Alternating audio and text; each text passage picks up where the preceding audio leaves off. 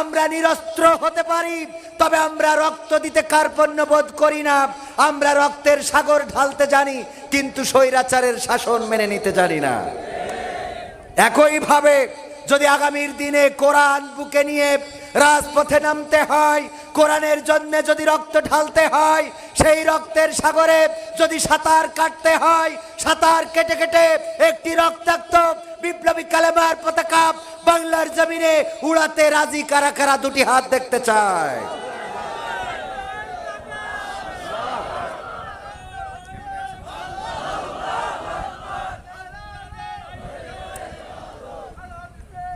সম্মানিত ভাইয়েরা, অনেক জায়গায় যাওয়ার সুযোগ হয়েছে। আসলে সমস্যাটা হলো, এই জায়গাটা হলো সেই জায়গা যেই জায়গায় বাংলাদেশের সেক্রেটারি জেনারেলের, বাংলাদেশ জামাত ইসলামীর সেক্রেটারি জেনারেলের বাসা। আপনারা কাছে পেয়েছেন তো এই জন্য মূল্যায়ন কম, ঠিক না বে ঠিক? কাছের মানুষ বলে মূল্যায়ন কম। এই জায়গায় অন্তত বিপ্লবী চেতনার মানুষের দরকার কম ছিল না বেশি ছিল? স্লোগান যেভাবে দিয়েছেন তাতে স্বৈরাচার পালানো তো দূরের কথা, ওরা তো ঘাড়ের পরে বসবে, কথা কয় না। এই যদি হয় আওয়াজ, এই আওয়াজ দিয়ে ইসলাম কায়েম হবে না, এই আওয়াজ দিয়ে বাতিলের পরাজয় আনা যাবে না, বরং এমন আওয়াজ দিলে বাতিলেরা কাঁধে চেপে আগে ছিল 15 বছরে এবার 30 বছর পার করবে। এই জন্যে অন্তত একটু ফোর্স করার দরকার আছে না নাই? এক সাপ পীরের কাছে গেছে যে একটু মুরিদ করি দেন, আমি আপনার মুরিদ হয়েই জান্নাতে যাইতে চাই। তা বলতেছি তোর কাজই তো হইল মানুষের কামড়ানো আর মানুষের ক্ষতি করা। তা বলছে আপনি যদি মুরিদ করেন, কথা দিলাম কারো কামড়াবো না। কয় এটা যদি কথা দিস তাহলে তোরে মুরিদ করতে পারি। ঠিক আছে, জবান দিলাম।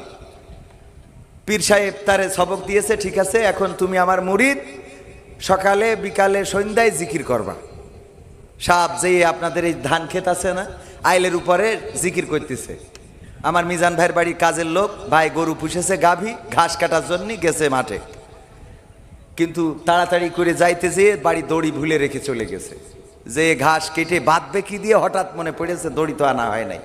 সন্ধ্যা, সূর্য ডুবে গেছে, সন্ধ্যার ওই যে আলো আধারের মধ্যে খুঁজতে খুঁজতে হঠাৎ দেখে আইলের পরে পড়ে আছে।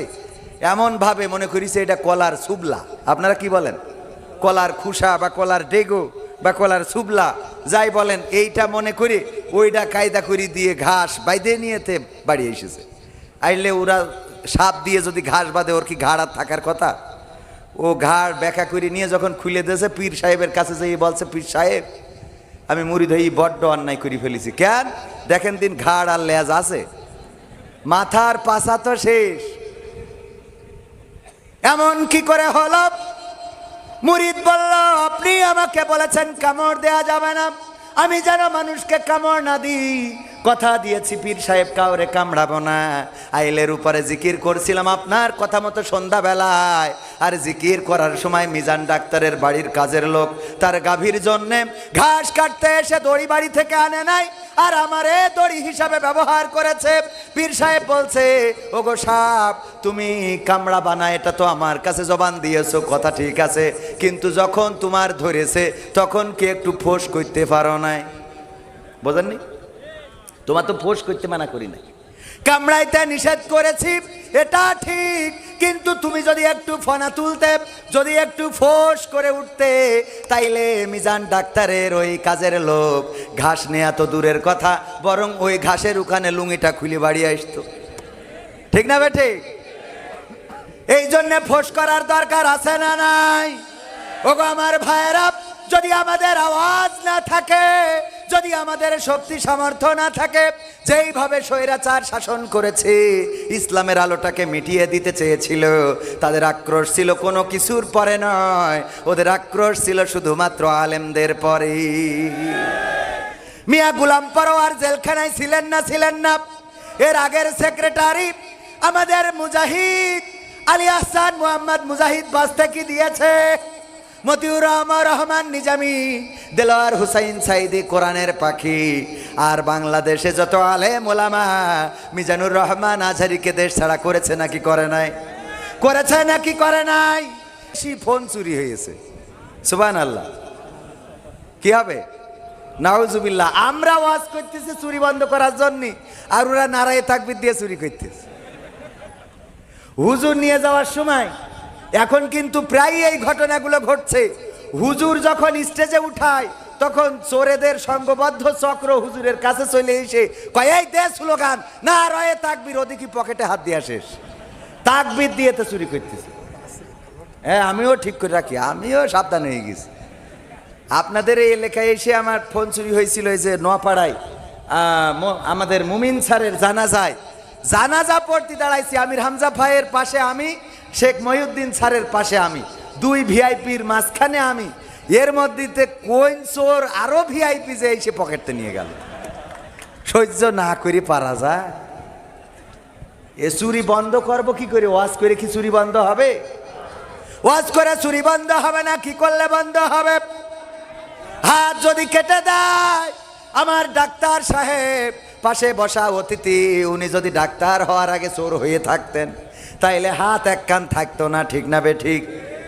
স্টেজে এসে সামনে বসতেন না পিছনে বসতেন, যে সামনে দেখে ফেলবে। এবার যদি জোর করে সামনে দিত তাইলে বলতো, দেখো ডাক্তার কিন্তু একদা চোর ছিল, ঠিক না বে ঠিক? আমি যদি ওয়াজ করতাম, ভাইয়েরা আমার, দয়া করে কেউ চুরি করবেন না, চুরি করা গুনাহের কাজ। আর কোরআনের আইন কায়েম হয়েছে বাংলাদেশে, কেউ যদি চুরি করে হাতের কবজি থাকবে না, তাই কেউ দয়া করে চুরি করবেন না। এই বুসা হাত দিয়ে যদি ওয়াজ করতাম, আপনারা বলতেন, হুজুর আপনার হাতের কবজি কই? আমি বলতাম, আমার আব্বা আখ লাগিয়েছিল, গ্যান্ডারি কুইশাল, ওই আখ আমি মেশিনে ঢুকাচ্ছিলাম, ঢুকাতে ঢুকাতে ঘুম এসেছিল, আর হাতও ঢুকে যেয়ে রস হয়ে পাটালি হয়ে গেছে, এই জন্যে কেটে দিয়েছে। আপনারা বাড়ি যাওয়ার সময় এই যুবকেরা বলতো, যাই বলো তাই বলো, হুজুর কিন্তু যশোরের চোর ছিল, ঠিক না বেঠে? মেয়ে বিয়ে দিতে গেলে আমার আব্দুল হাই সিদ্দিকী ভাই চোর থাকলে যদি কবজি কেটে দিত, মেয়ে বিয়ে দেওয়ার সময় মেয়ে বিয়ে দিতে পারতেন না। আর যারা ভোটে দাঁড়ায় ওরা তিরানের চাল যদি মেরে খাইতো, আর ধরা খাওয়ার পরে যদি কবজি কেটে দিত, তাইলে এই যারা চেয়ারম্যান মেম্বার এমপি মন্ত্রী হয়েছে, এদেরকে পরবর্তী টার্মে আর প্রার্থী হইতে দেখা যেত। কারণ ওরা যে হাত উঁচু করি বলবে, ভাইয়েরা আমার খেলা হবে, পালাবো না, পালাবো না, এই কথা বলতে পারতো? এমপিরা সব কোথায় গেল, মন্ত্রীরা সব কোথায় গেল, কোথায় কাদের কাকা? তাদের ছাড়া দেশটা কেমন লাগে ফাঁকা ফাঁকা। আমার এমপিরা সব কোথায় গেল, আমার কলিজার টুকরা মন্ত্রীরা সব কোথায় গেল, কোথায় কাদের কাকা? তাদের ছাড়া দেশটা কেমন লাগে ফাঁকা ফাঁকা, ওদের ছাড়া দেশটা কেমন লাগে ফাঁকা ফাঁকা। পালাবে না যাই না তবু দেখা, পালাবে না যাই না তবু